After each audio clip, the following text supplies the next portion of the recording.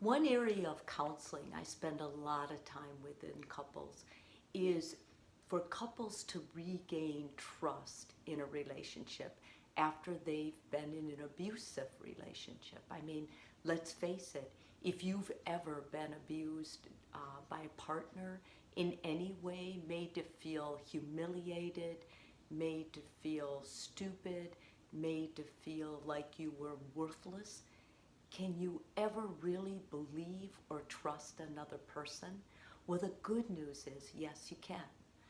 The not so good news is it doesn't happen quick and it doesn't happen easily. I mean, when you think about it, how can you ever be vulnerable again? How can you ever believe that there's a person who would love you, who would put your relationship and you above their own selfish wants? How can you ever even have the confidence again to choose someone? I mean, these are all great questions. The first part is probably the most difficult. You have to forgive your ex. And this doesn't mean that you condone it, but if you don't do that part, then it's impossible to ever trust again.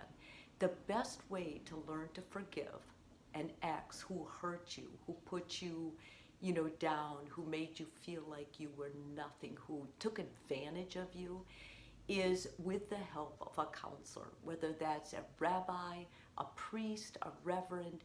It's important that you talk with someone who is able to counsel you.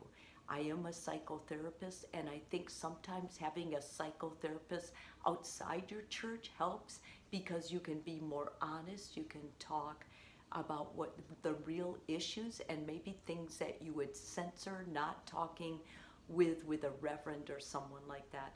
But time also helps. The more you give it time, the more you're going to start healing with a counselor and feel better about yourself. Secondly, you have to remember to create flexible boundaries with going out and finding someone new to love you or putting yourself out there, but they have to be firm around you and what you need to protect your values. That means so you're flexible enough to meet up with someone and to have coffee or whatever, and maybe even a second date, go out to dinner.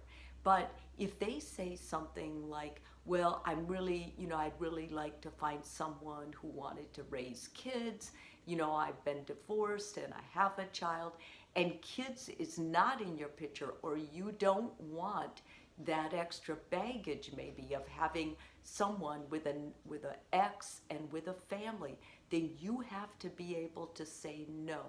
That's not where I'm going, and not stay in that relationship waiting for it to change, because many times the worst part of being in an abusive relationship is the denial. You tell yourself, well, I'm sure this will change, or we're new to the relationship. It's not going to change, and you've learned that lesson once. So as much as you can, know your values, and you will if you talk to a therapist, and then protect those.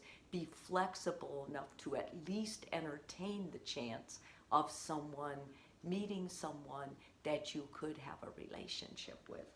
Next, I think it's really important that when you start thinking about a relationship, make sure you know why you want it.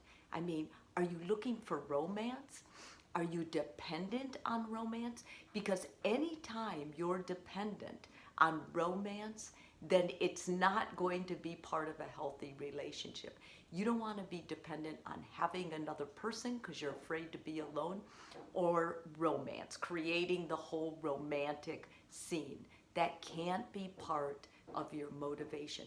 Your motivation should primarily and exclusively be that you understand you're a whole person and you envision your life sharing it with someone else. You think that's going to add meaning, and you want to be able to love. You have love to give, and you want love in return. If you can honestly say those things to yourself, and you're doing the actions that will embrace that, then you are ready. And yes, you can learn to trust someone after being hurt in a relationship.